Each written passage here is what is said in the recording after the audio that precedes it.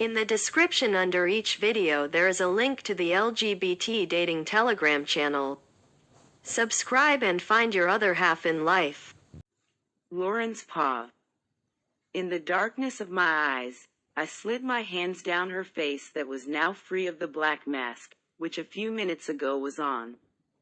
The dancer had delicate and sensual features, her face was thin and well drawn.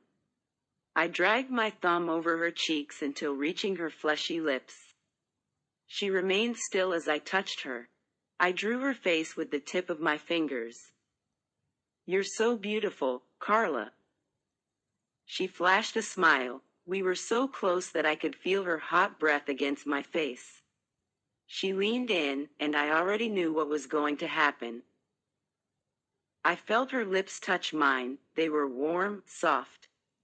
I couldn't explain the feeling that she caused in me with that simple gesture. I sucked her lower lip, and then asked for passage to deepen our kiss. Carla opened her mouth, giving me full passage, and I snaked my tongue over hers slowly, and in a swift move, I pulled her to me in a possessive way as my lips sucked on her tongue masterfully. Her kiss tasted like cherry and alcohol. It was intoxicating and mind-blowing.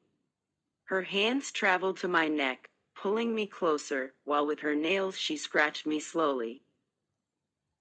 Everything there exuded desire and lust, the place, the music, her kiss. I traced her lips with the tip of my tongue, and then sucked on hers again, pushing her body against the wall with mine. I was lost in a pleasurable darkness with a simple kiss. As the kiss was coming to an end, Carla pulled my lower lip between her teeth in such a hot way that made me moan softly, to then take my mouth in a more intense and wild kiss. I squeezed her waist hard, so that she would glue her body even more to mine. My body was on fire. The animalistic instinct to make her mine was so potent. I opened her suit and touched her warm and soft skin, kissing down her neck as my tongue moved over her pulse point with hurry. I could feel her tremble with my touch. And it wasn't any different for me. My body reacted to her every touch. "Lauren," I heard her husky voice whisper in my ear. I didn't stop. I drew the line of her spine with my fingers, going down over her voluminous ass, where I dug my nails with desire, while moving up the kisses from her neck to her earlobe, where I quickly sucked, making the woman moan.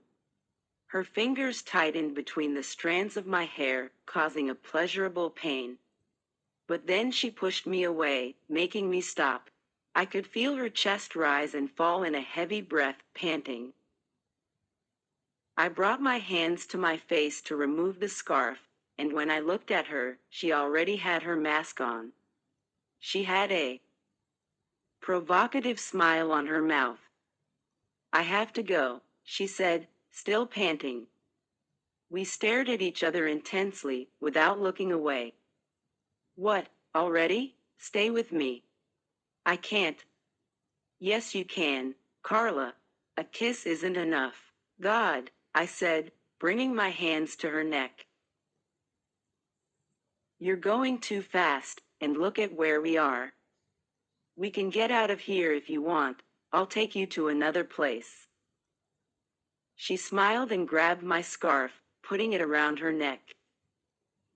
"Come tomorrow. I'll be waiting for you here," she said, moving away, but I held her by the arm, making her eyes meet mine. I pulled her to my body, kissing her mouth again. This kiss was shorter, and then she backed away again. I didn't have structures for that woman. She left me at the mercy of her orders and desires. I saw her walking away, looking at me with a devilish and victorious smile. Camilla's paw. I looked back for the last time, seeing her leaning against the wall where we kissed before I entered my dressing room. I leaned against the door, closing my eyes, still feeling her kiss on my lips. How could she kiss so well? The adrenaline and the excitement for doing all we did ran frantically through my blood, making me smile like an idiot. What's up with that silly smile, Cabello? I heard Dinah's voice, causing me to wake up from my daydreams. I looked at her, somewhat confused, to then assimilate her question. What smile? There's no smile. I walked to the dresser, removing my black mask, and then my clothes, the little I had.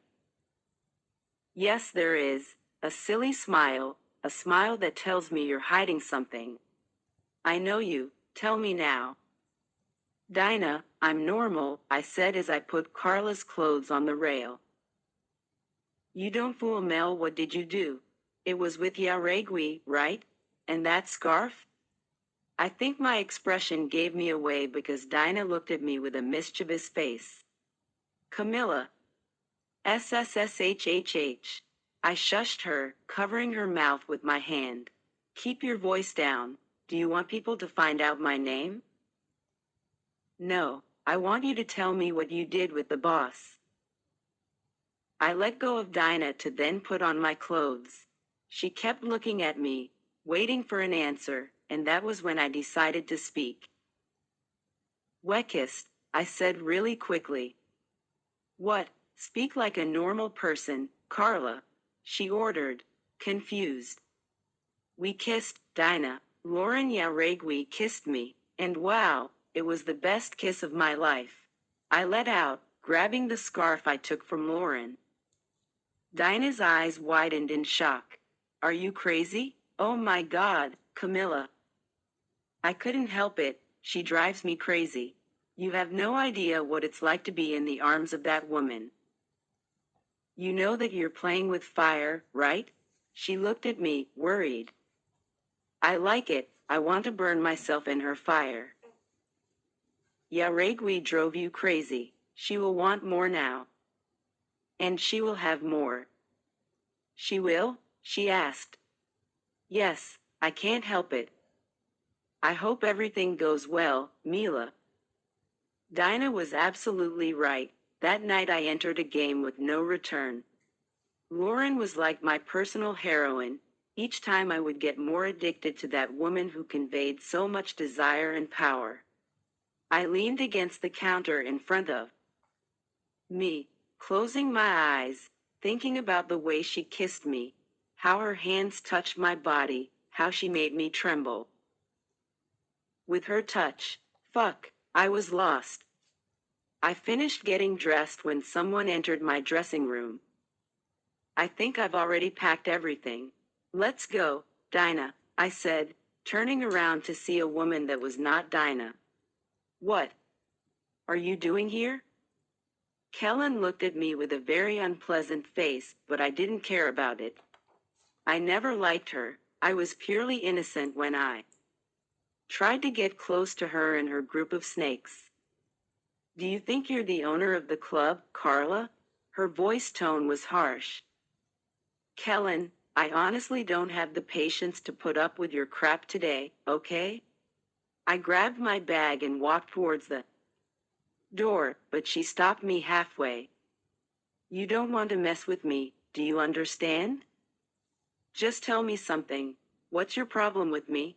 Because till this day I still don't know. My problem is solely you, here, wanting everything that's mine. I let out a sarcastic laugh after hearing such bullshit come out her mouth. Me wanting what's yours? Please, I have much. More than you here, Kellen. Look around.